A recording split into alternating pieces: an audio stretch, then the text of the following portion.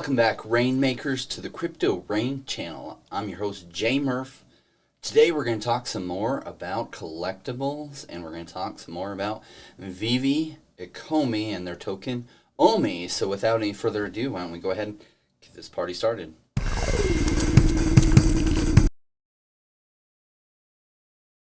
Ron McAfee says he is eating his own. Alright guys, I know that's an oldie but a goodie, and my new one is fun. That's just a flashback to the earlier days of the Crypto Rain channel, which goes all the way back to about 9 weeks ago. Which is the earlier days. In fact, in the earlier days I didn't even have that one, so I know the channel is relatively new, and all of you who have joined the Rainmaker team and subscribed to the channel, want to thank you. I'm not asking for like subscription fees or anything. Just asking that you subscribe to the channel and hit that all notifications button, and I will do my best to bring you good, relevant information. Now, my background is investing, and I've always thought like an investor since a little kid, and I've always thought about scarcity and value increases. I don't know why. Now, when I was about 10 years old, my uncle had some baseball cards that he had from when he was a kid, and they had appreciated really well in value. So my mind thought, I could take my earnings that I have now and I can put them into baseball cards and they will go up in value. What I didn't understand yet was scarcity.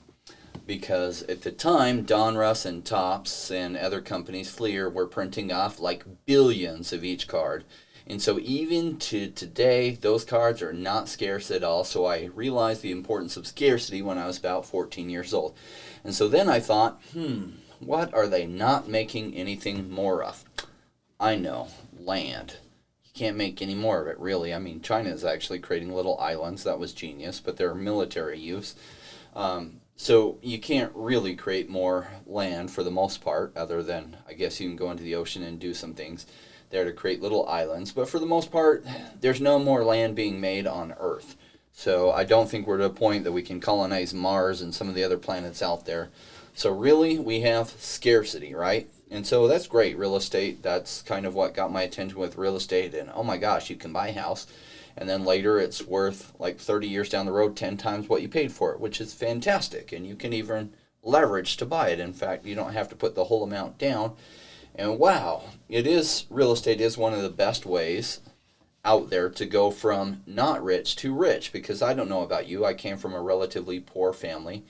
My parents gave me a great treasure, which is love. And second to that, they gave me a lot of brothers and sisters. And so that is one of the greatest treasures they could have given me. But what they didn't give me as a kid is a lot of money. And I'm grateful to that, because I probably would have been a spoiled brat. So, I jokingly say that growing up we were too poor for Kool-Aid, because literally when we went to the store and we're like, Mommy, buy Kool-Aid. She's like, no, we can buy that off-brand stuff called Flavor Aid, and you get 2 packs per month. So, too poor for Kool-Aid. And too proud, my parents could have been on government assistance, but too proud for that, except for 1 month when they really did need it. And then she went right back in and turned it back in. They said, hey, you're still eligible for, can't remember if it was another 5 months or another 11 months. And she said, thank you, appreciate it. No thanks, that's good. And so, very good mom. And, those humble beginnings create hunger in you, or a desire for more, right? And I do feel like everyone should be broke at least twice in their life. The first time you climb out of being broke, it really helps you appreciate what you have. And the second time, you really, really appreciate it. So count yourself lucky if you grew up in humble beginnings, because it gives you a drive and a desire to not stay in that some people don't have. And sometimes it's easy to look at somebody who was raised rich and say, oh, they're so lucky they have it good. But I don't know that that's necessarily good. Sure, they had like the best teachers in the private school, and they had the best of everything. But so often when things come easy to you, you don't value them. And so what happens is there's a lot of people that come from rich families and trust funds and other things, and the truth is they have very mediocre and meaningless lives. And some of the most amazing and giving and charitable people out there came from meager and humble beginnings and had to work for everything that they have. And so not only do they reach high levels of success, they also reach high levels of personal success and higher levels of happiness if they learn to value those. And that's not to say that everyone who grows up rich doesn't hit that. Some of them do. It just happiness comes from valuing what you have and not always chasing after what you don't have. And sometimes that's a trap that people fall into. So, why seek after wealth and growth? Well, first question is, why not? Secondly, what wealth does give you is options. And if you had a choice to have more options or less options, wouldn't you choose more options? So how does all of this fit into cryptocurrency, and specifically what we're going to be talking about, which is more about collectibles? Well, let's discuss that. So, I did realize that scarcity was an issue, and I realized as a kid, like the Storm Shadow G.I. Joe, I was like, that is so cool, and they're so hard to find at the stores, and those will do well. And I was right. What you could have bought at a local Kmart for about $2 back in about, what would that have been, about 1984, goes for about $300 last time I checked, which was 3 or 4 years ago. I don't know if you kept it in mint condition, go for about that, which is pretty good appreciation, right? But really, if you were trying to do that on scale, you would have to have bought hundreds of Storm Shadows. You would have had to then warehouse them for like 30 years, not like some kid get in there and open up all the boxes and play with the figures. And so it just becomes a logistical nightmare that on scale you can't really do that. So some cards, now unfortunately with baseball cards and stuff, there was not a lack of supply by then. If you could rewind time and go and buy some Topps packs from like 1952, and then you stored them safely and or brought them back to the future and could have these mint condition cards, they would do extremely well for you. So what really did well about that time, actually a little bit after my childhood, I was in the military at this time, was Pokemon. And Pokemon, or Pocket Monster, that was in Japan, there's some very smart people that said, hey, this would have broader appeal and help take it to the world. And then they came with these cards, kind of like baseball cards, or collectible cards, and those have been one of the best appreciating playable cards in the last 20 years was Pokemon cards. And there's a few things that have done really well, like Magic the Gathering. So in a digital age, though, we're going to a different thing. Now, what's really important with the digital age is scarcity versus the demand.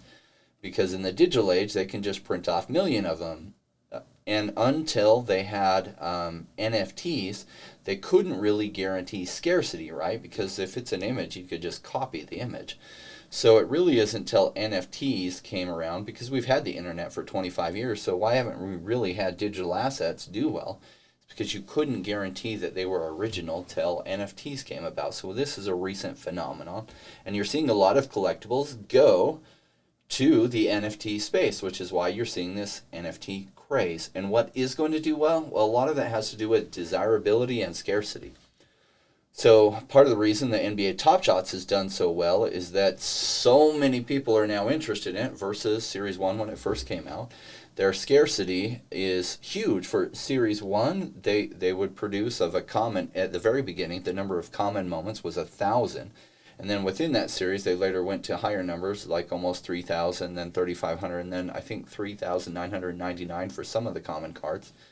But then in Series 2, for a common, you're often run across 35,000. So Series 2 will do okay, just not near as well as Series 1 for two reasons. Number one, Series 1 is better than Series 2, as far as it's an earlier number. And number two, there's just 10 times more scarce, right? So, looking into the future, what might do well, because we can't rewind time and I'll go buy, a lot more into the NBA Top Shots. So I haven't found a time machine. If one of you has an amazing working time machine, I'm very interested to know more. But until that time, we've got to look only what we can do forward, and we can learn from the past, right? So learning from the past, what can we do looking forward? Well, many of you already have been following me, and you know that I am very bullish on Ecomi. Why am I so bullish on Ecomi? Well, they do have some very good things. Overall, NBA Top Shots did so well because they didn't have to explain to non-blockchain people what blockchain was all about. They just had these collectible moments that could interface with them that they could buy packs with their existing credit cards. They could follow the moments. They could collect them with a login because everyone's used to having logins, and that's all they needed. And they didn't have to worry about the blockchain stuff. That was all on the back end and not in their face. They didn't have to like buy something on Coinbase, send that money somewhere else, and then do all these crazy things to try to get into it. They literally could go to the site, buy some packs with their credit card, and bam, they had the moments. So VeVe, a project that came out, I think 3 years ago. I remember seeing their video on Crypto Lark, had them on when they were initially doing their token sale. And they were pretty excited about their little credit card size digital wallet they had, and excited about going after some of the licenses out there to create digital collectibles. They since haven't focused on the wallet because the real money is in the digital collectibles, and they have put all their efforts into that. And they are dead right. In fact, they have the right team to really dominate this space. I mean, the people behind the Flow blockchain, which brought us CryptoKitties, they learned some very valuable lessons, and they made a ton from CryptoKitties.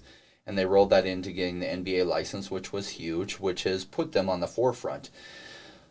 But Season 2 won't do as well as Season 1, and Season 3 won't do as well as Season 2. And even then, I waited for an hour trying to buy a Series 2 rare pack, and there were about 5 times more people waiting than they even had packs available.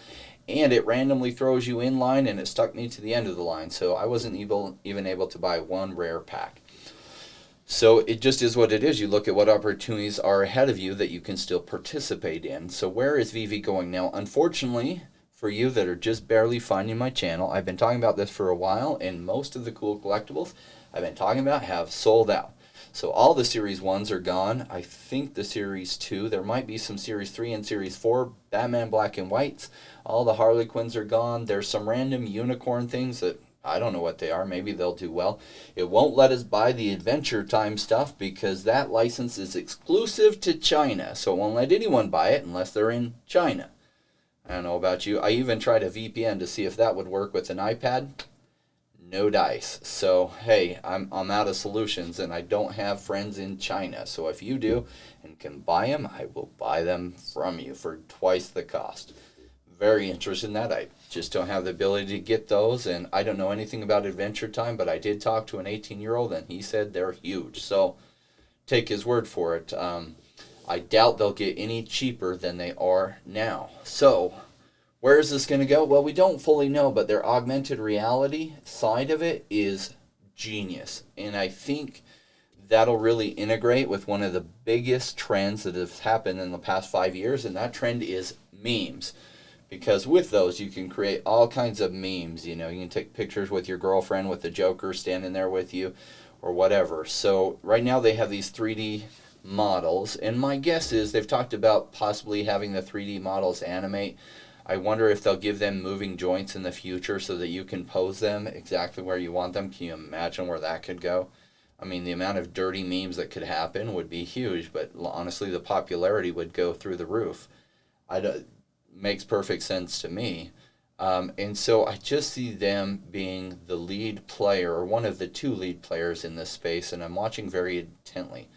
So what is coming up down the road with them? Well, these are the licenses that they've announced. Now, I know that there's a lot of Star Trek fans out there, and great. I really only like the original Star Trek. I couldn't get into Star Trek The Next Generation. For me, the coolness factor wasn't quite there as much as the original Star Trek for whatever reason. And even the Star Trek The Next Generation movies aren't near as cool as the remakes, the recent Star Trek remakes. Maybe if they did some remakes of the Star Trek The Next Generation, maybe they would be cooler. But I was never able to get into that, and maybe just because, you know, it just wasn't my generation so much as those younger than me. I don't know some of these, like Unicorno. I think that's what I was buying because they were available, and I did stock up on as many Batman as I could, you know, and spent thousands of dollars actually on Batman and other things. So the Joker, I don't know, that doesn't look like the Joker I know from the DC collectibles, but maybe it is. They have some Jokers related to the Batman part, and Harley Quinn, they only have Series 1 so far. Superman hasn't come out, but that's coming down the road. Capcom and Street Fighter is interesting because Wax has some NFT cards related to. So maybe this license is different because they're 3D models. So maybe, I bought some Street Fighter wax collectibles like 3 months ago or whatever, and I bought some packs and they're just sitting there and I'm waiting for them to appreciate before I really spend any time on them. I don't know if they'll do well. It seems like they've appreciated a little bit, but I was watching this website that has some of that measures the attention and the number of things that are being sold on these different collectibles, and all of a sudden it's picked up a lot. So maybe those will start appreciating well. I don't know. But they won't be as cool as 3D collectibles. Imagine if you could get a Blanca and you could pose him right next to you and do some memes with the phone with it, with the augmented reality. That will be even more popular. And then the different characters will really have, especially the ones that are cool, will really have more demand than the availability, as long as they keep the scarcity in good numbers there. If all of a sudden they start making 2 million of them, well, I'm not buying any. But so far the numbers are just fine, because even the commons they're only making 7,500 of, and you might think that's a lot, because Series 1 of NBA Top Shots, a lot of the commons at the far end, they were making 4,000 of them. But I have to think Batman, even though NBA has some broader appeal outside the United States to some of Europe and a little bit Asia, I just think Batman has broader appeal across the world, right? And even then, even if Series 1 they had made like 7,500 of them, now Series 2 they're making like 35,000 or 45,000, and they're still selling out. 35,000 of each of the different common moments. So, yeah, as long as they have the numbers that are pretty good there. Do you see why I was buying so many of even the commons, the Series 1s and Series 2? The Series 1 common was seriously cool. I mean, that Batman was freaking amazing, and I bought a bunch of them. And also the uncommon Series 1. Love both of those. And they're no longer available until the resale market opens up. And if that resale market opens up, I'm probably going to try to pick up some. Whether you do it or not, it's totally on you. None of this is financial advice. I'm just an investor myself. I don't have a magic ball. These are decisions I'm making for myself, and I just share with you what my decisions are. As to whether it fits into your portfolio, totally on you. All right, so what other licenses are coming down the road? You've probably heard out there, Pokemon. Well, they haven't got the Pokemon deal, at least that's been announced, but on Twitter, really big news. So this is February 16th, so just that was a month and a half ago, but look at this. The app is just out of beta, 100 plus top brands, marketing about to start, Uniswap, and new centralized exchange this quarter. Fully interactive DeLorean coming soon. Hope to be able to get one of those. Ecomi welcomes the man behind Pokemon as head of licensing. Now, let me read this to you. You may not know him, but Alfred R. Kahn has had an enormous influence on many people's lives. In fact, I think I can blow this up by clicking on it. There we go, and you can probably all read it better now. As a licensing executive, Kahn has spent more than 30 years distributing and promoting iconic brands such as Cabbage Patch Kids, Teenage Mutant Ninja Turtles, and Yu-Gi-Oh! Boy, Yu-Gi-Oh! Would be huge. Teenage Mutant Ninja Turtles, pretty big, but Yu-Gi-Oh! Huge. He is also credited for the marketing and licensing programs for other iconic brands such as Mario Brothers, Zelda, Donkey Kong, James Bond, WWF, Polly Pocket, and more. Can you imagine Mario Brothers? And Zelda and Donkey Kong, those would do well too. The true highlight of Kahn's career is that he is responsible for bringing Pokemon to the world. Kahn is the one who persuaded the company behind the Pocket Monster card and Game Boy games to bring the franchise out of Japan and introduce it to the world, renamed as Pokemon. So he doesn't still work for them, but do you think maybe he still has the connections to help them get that license? Yeah. So, is that going to be huge? Well, I suspect so.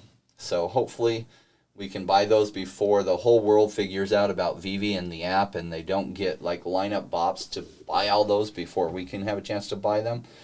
Because I think the Pokemon ones will do really, really well.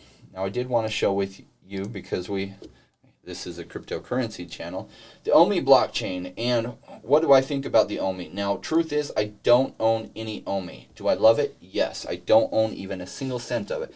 And here's why. Is it going to do awesome? Yes, I'm very heavy on blockchain investments, and this will be probably one of the better performing ones. Although at the price it's at now, it's got a market cap of almost $2 billion. You look at this, so if you 5 times this would give you potentially the full circulating supply. Now, there are some token burns in here that aren't being accounted for. So there's not even 750 billion available today because as they sell gems through the app, they burn some tokens. So we don't know what the actual number is. But the fully diluted market cap, if it was that, would be 5 times this, which would be $9 billion. Means it's not too far behind ADA and Polkadot at the market cap it is today, and that's after a little pullback, right? So where can it go from here? Well, probably 5, 10, 15x, maybe. Who knows? I don't know. And I think still, even though probably the collectibles will do well during the downturn, maybe they won't, but possibly they will. The blockchain won't necessarily do well during the downturn, and so I look at how NBA Top Shots did, and what did better, the NBA Top Shots moments or the blockchain behind it? Well, the moments 150x'd for me. So, yeah, there's that. That happens to be my highest performing return in the last 6 months. I mean, don't get me wrong, Cardano has done tremendously well. And if I were to look at exactly what it was about 6 months ago, I don't know, what was it, 9-10 cents around that time, so it's 10x'd. Yeah, so during that time, the collectibles have 150x'd. So all the money I normally would be using buying Ecomi, I've been using to buy the collectibles. Why? Because there's a chance, and I don't know if this will happen, but so far the history of it is the collectibles outperform the blockchain by like 10x. Will that happen again? I don't know. So this is why I've been buying what I can get a hold of and stuff. Now it is hard because the money you have in cryptocurrency, you have to feed it back to the system, which is hard because you then have to get a fiat gateway back to fiat, right? And then you have to, which is a pain. And so what I've been doing is any additional money I would be putting into blockchain, I've been putting directly into that because I haven't been using a fiat gateway for an exit ramp yet. I will be doing that a lot more this year as I start taking profits. But that was a pain. I would have, and I didn't know how well NBA Top Shots would have done. I could have put even more money in it back then than I did. I didn't think it was 150x. I thought it would probably 10x. And there was a lot of things I was looking at that all did 10x in that time. So, you know, if I would have known how well collectibles would do, I would have looked at it more seriously. Now, these first series and second series, third series, all the stuff that's in the app now has relatively good scarcity versus what's coming out, which is why I put a whole bunch into even collectibles I don't know about, like those unicorn ones.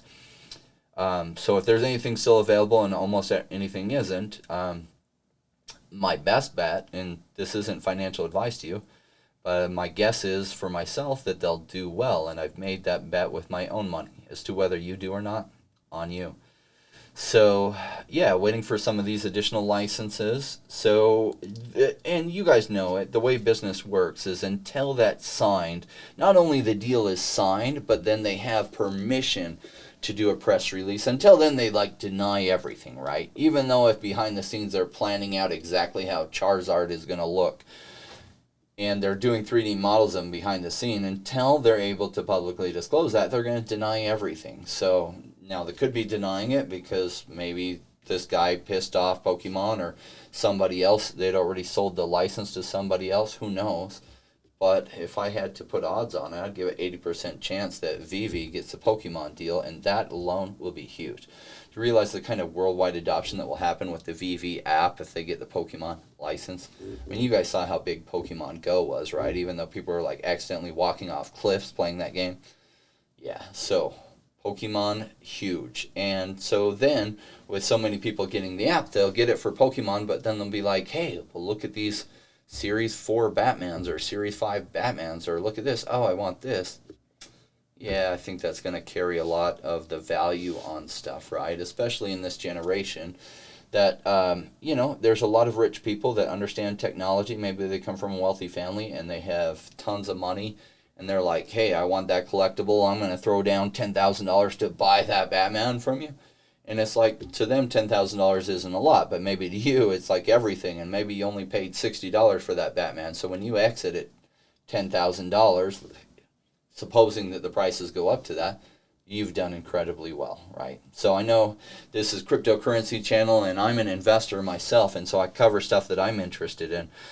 Even though, I've got a nerd side to me that I like collectibles and I like that stuff. Mostly I like them from an investment side. I did like Storm Shadow because I thought he was cool.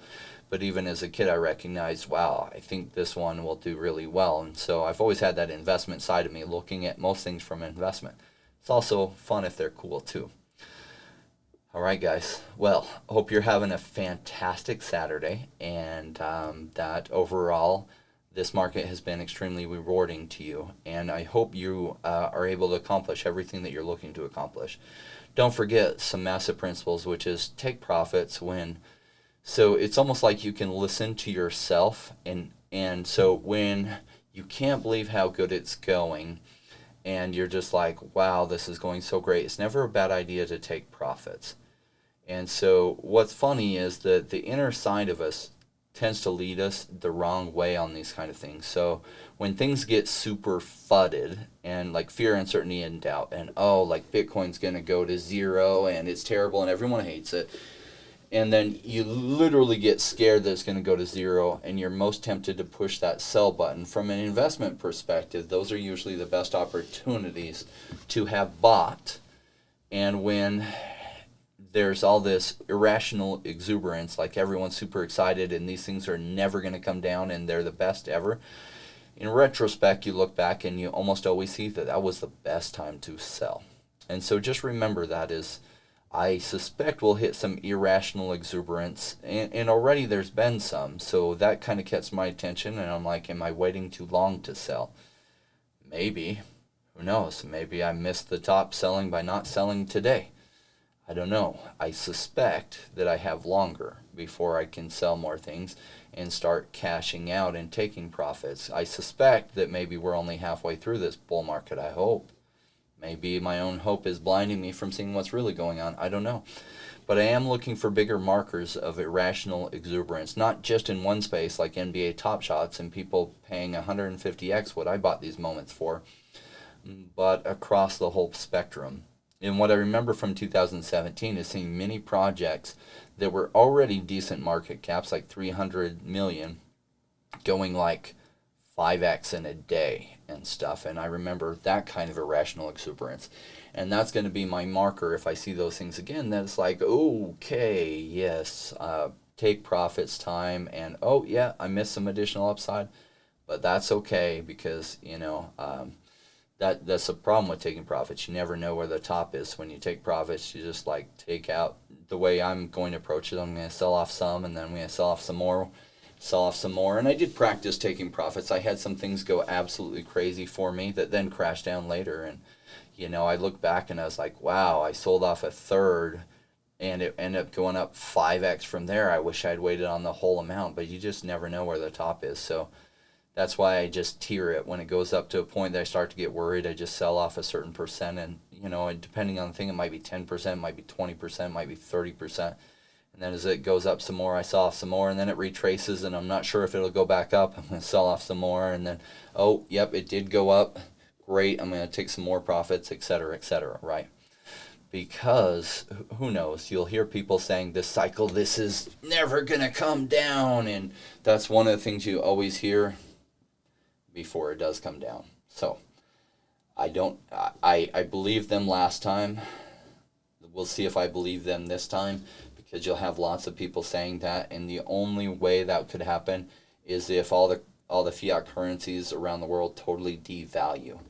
And then if that happens, then probably they'll end up being right this time. If that doesn't happen, then they'll have been dead wrong, and that means we missed the opportunity to sell at the top, and then everything we have decreased in value by a ton, and so then we have to sell, hopefully still have some gains. If we then sell, if we keep holding on, then last bull run we saw, followed by what we call crypto winter, which is really just the bear market. A lot of the altcoins retraced 95 to 99.5%. We did see a few do well even during the down market, and that was only the BNB token, because they continued to improve and make their token very relevant. And as a company, they were very profitable, even during the down market. So they had money to spend to keep being relevant and make their token relevant. And then it's not that these did well during the whole down market, just they came out pretty early in the down market as far as started an uphill climb, and that's specifically Chainlink, which was impacted by the down market. But then if you look at its trajectory since like 2 years ago, it's been going pretty strong. And the other one would be VeVe, which pretty early, like halfway through the bear market, started a long uphill climb after doing poorly. It was named something else earlier. I forget the exact name of it, like Lend or something, and they changed it to VeVe. And, from about a year and a half ago to today, it's gone like 1,500x or something crazy. So other than that, most things went down. In fact, many tokens, even some that I'm interested in today, haven't even come up to where they were. So, one of the big ones that I like is Chain, and at the height of 2018 when it peaked out, it was at almost $10, like $9 and something, and it's still only $1.30 today. So, yeah, we'll see. Hopefully we got a good 6 months left. Maybe we do, maybe we don't. Maybe we have longer than that. Maybe this alt season, being different from last alt season, will run even much longer, even if Bitcoin does peak out and then retrace. Guys, that's all I got for you, and we will see you next time.